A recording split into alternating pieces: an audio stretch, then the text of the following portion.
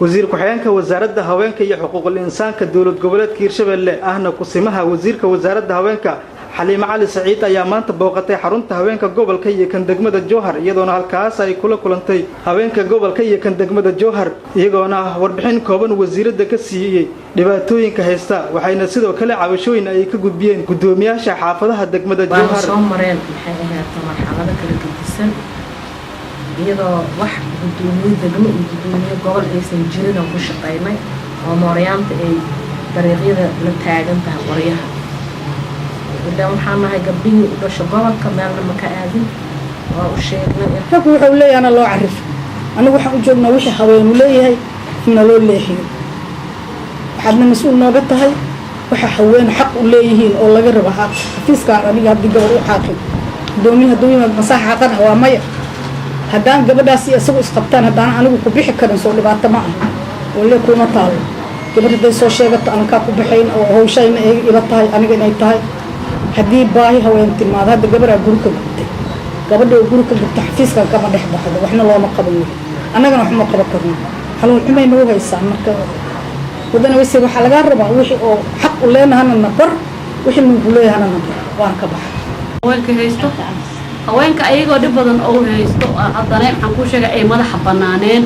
anaga dhowr maraan barnaamijyo ka qayb galnay waxaana la yiri wasiiradiina wasiirada haweenka wasiirada haween ma qabna dhahne waa qaylin maadaama hadda ay waxaan ku sheegaa qayladayna ha ahaato ama mid ilaahay uu nala soo maagay ha ahaato hadda madax aan helnay oo gabar wasiirada oo bariga naqaano na kulmisi aan helnay waa aad ay ugu mahadsan tahay gobolka dhibaatadiisa waa badan tahay nadaafad darrada badan qiimeyn la'aanta badan in haween la qiimeynin maalinta oo sacabtu kale banaankaas aan soo baxno maalinta kale dan wax naga leh ayna jirin wax la koobi kara ma ahan daruufaha lagu soo shaqeeyo waa lagu sheegay dadkaan 30 sano masaa'ida ay shaqeeyo hayaan oo arrimaha haweenka ay ku howleeyeen marka waxa la rabaa marka oo dawlad la helo inaad anaga iyo dawladda iska warqabno anaga iyo gabdhihi noogu jiro iska warqabno baahiyaha la isu gudbiyo waxaan qanay fadhiida la naqday wax iska warqabida ama isbugaasha ama isu sheegida lama helo laakiin hadda noo bilaabtay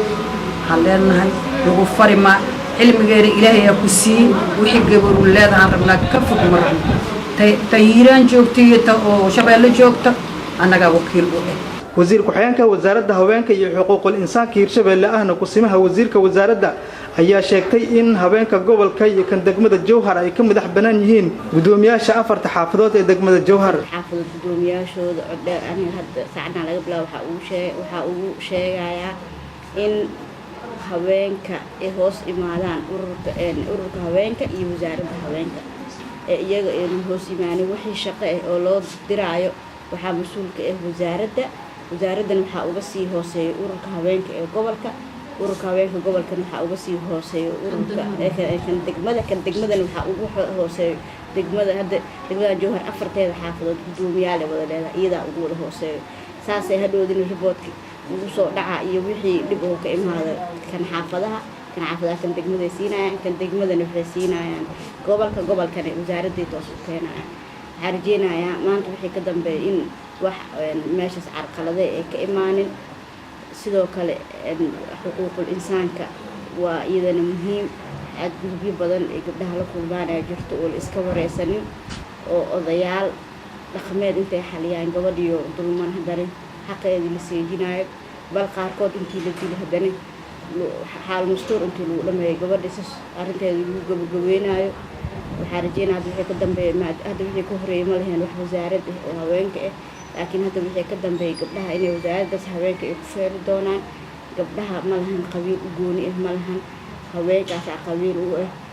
السياسة دمرك كجرس بها أركي قبله مرك ودون ثان إن كراس